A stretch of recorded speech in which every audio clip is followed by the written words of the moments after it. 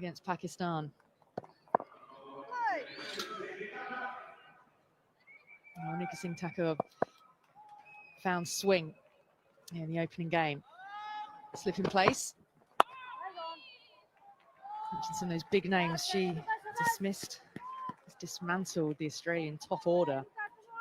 Mooney, Healy, Lanning, McGrath.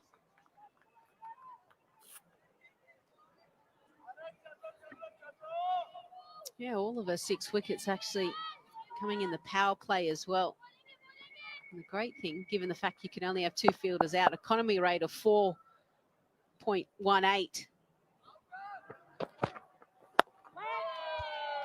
A little bit of in swing. Well, this was how she set about against Australia's top order. India holding all their catches as well, crucially. It's a big one with the play on. And Talia McGrath all ends up. Manika Singh Thakur with the 5 because she picked up 1 against Pakistan as well.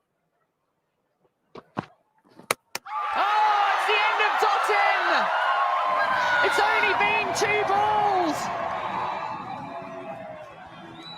And even with that, you feel India have taken a huge stride towards the semi-finals. Wow. Thakur is all about picking up the big wickets. Doesn't matter who they are and what they've done in the past. She is in a purple patch. Started in Sri Lanka. And she's continuing it here at Birmingham. Deandra Dottin goes without scoring. And Barbados have lost their first wicket.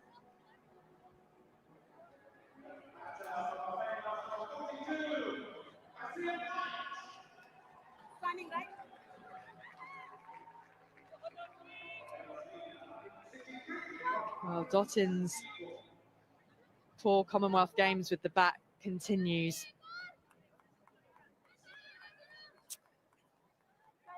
Barbados had Kaisia Knight to thank to help them towards victory over Pakistan. Well, Knight made 62 off 56 in Barbados' opening win over Pakistan. Have another look at this from Thakur. Yeah, her swing into the right hand, it just cramps up Deandra Dottin. She's looking for the expansive shot just to get her innings going. Is known to kind of bomb the ball straight back past the bowler. The in-swing, the length was perfect. I wondered if Dottin might feel freed up somehow having announced her international retirement, but I didn't quite expect such a free swing as that. Pushing that one too far across the left-hander.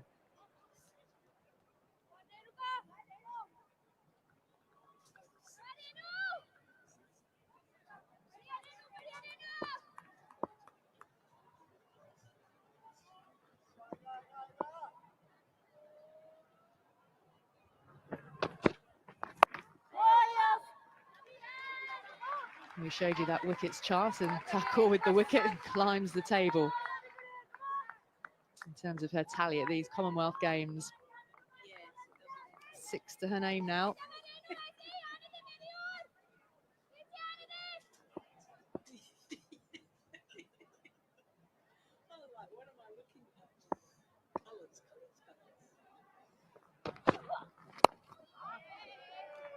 Oh, what a start for India and for Thakur. Barbados 1 for 1.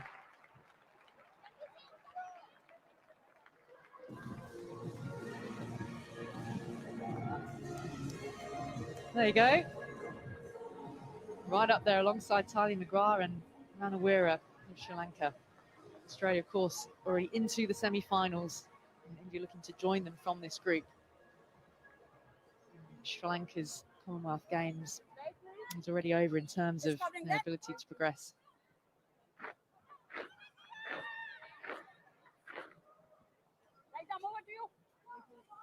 Comes making a sing into the attack. Pace at both ends. Picked up a wicket in each of India's games in the Commonwealth so far. and playing her first international T20s this tournament. Packed offside field here.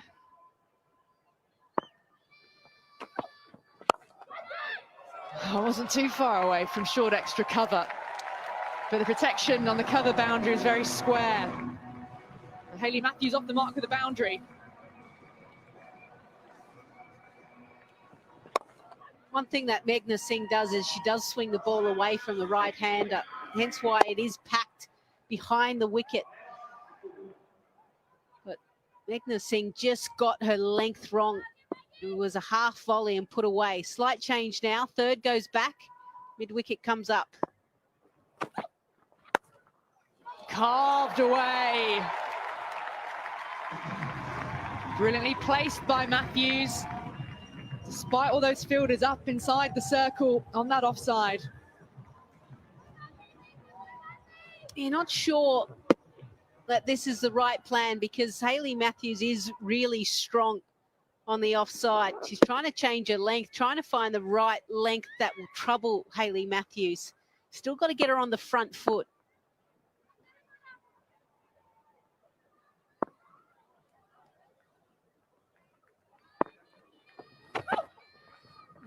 That's much tighter. And that doesn't allow Matthews a chance to free those arms.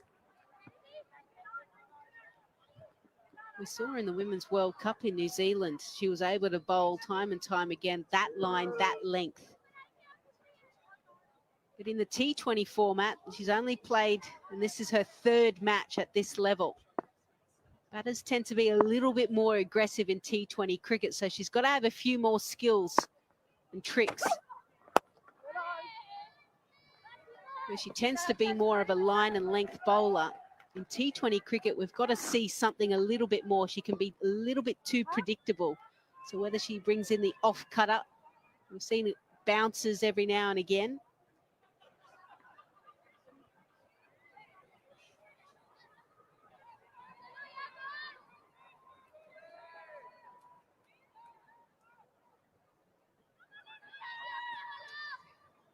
Keep it standing up. Now to Meghna. Keep Matthews in her crease, potentially.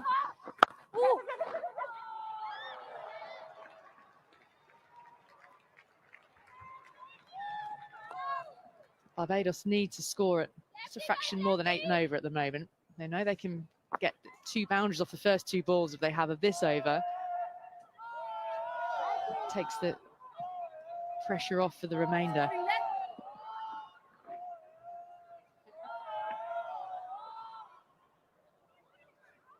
Good skills. Nice bit of soft focus in the background.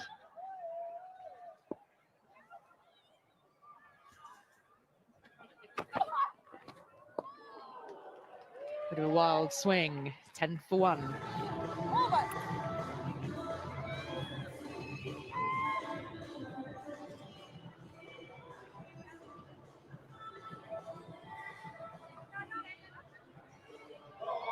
Huge moment for India to have removed Dottin without scoring. Barbados will really be tested if another couple of wickets fall. Their middle order hasn't had much at all.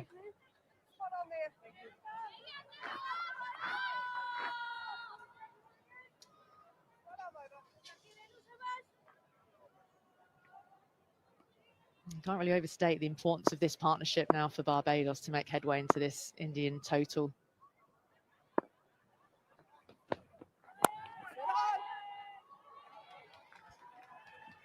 And India have their strike weapon with the ball in hand as well. Already removed Deandra Dottin.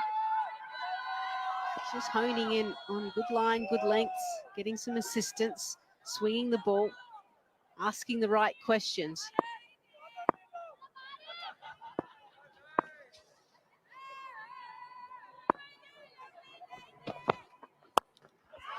Out! Shafari Verma didn't even need to move. Hayley Matthews misjudging, attempting to go over the top.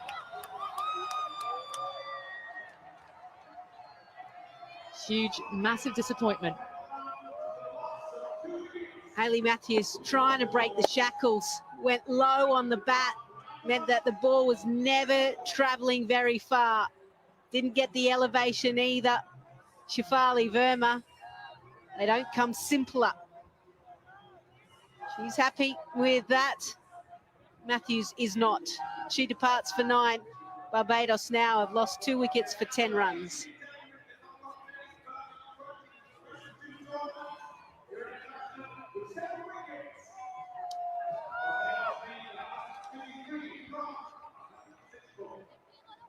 It's all smiles, isn't it? And why not?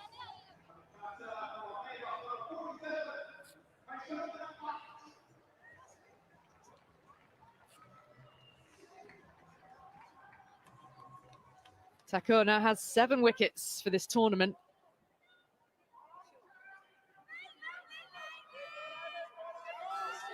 The twins are out there. Kaishona Knight alongside her sister Kaisia. But Thakur really has been such a weapon for India in these Commonwealth Games. She's now the leading wicket taker.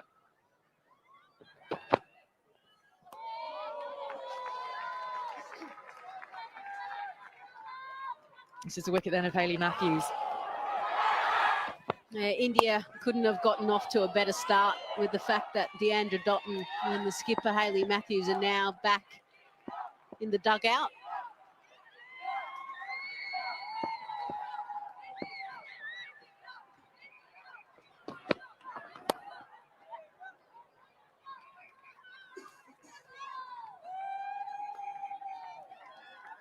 You just get a sense that Thakur is just going to continue to pick up wickets. Goes to the top of the table. Cricket T20 in the Commonwealth Games. She gives India the perfect start. And she's so effective, isn't she? Bowls at the top of the innings, but is dismissing some of the leading batters in the world and the biggest reputations.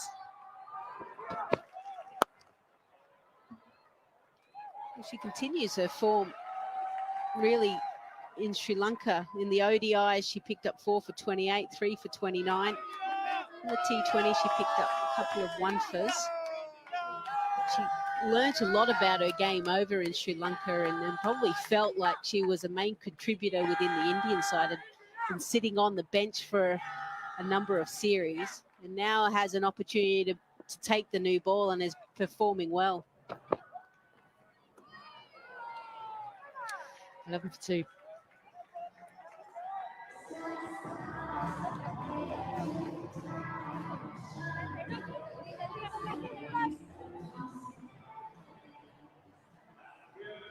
Well, this is what's at stake tonight.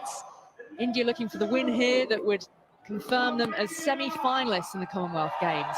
They take 2 points to tuck in behind Australia, who are already confirmed as group winners. This was always a straight shootout between India and Barbados.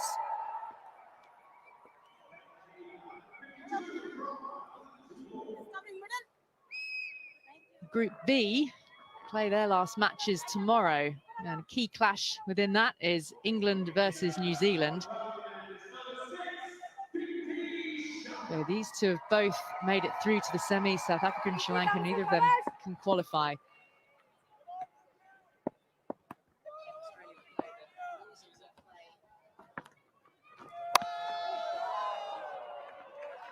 Whoever loses that match between New Zealand and England will play Australia in the semi-finals.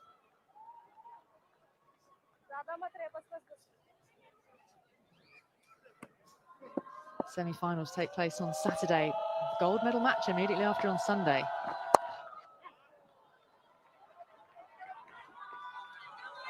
Bronze medal match as well, of course. It was interesting listening to England's Kate Cross trip off the tongue that their team were keen to lift the trophy and then suddenly remembered that they weren't playing for a trophy. It's all about the medals. Cricket being included in the Commonwealth Games here for the first time in this format. That's the bowler's end. And the first time for women's cricket. Obviously, the first time was in the men's game, 50 over, 1998 in Kuala Lumpur. Won by South Africa, beating Australia.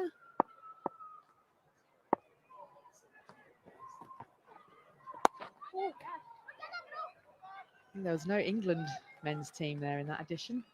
Didn't enter.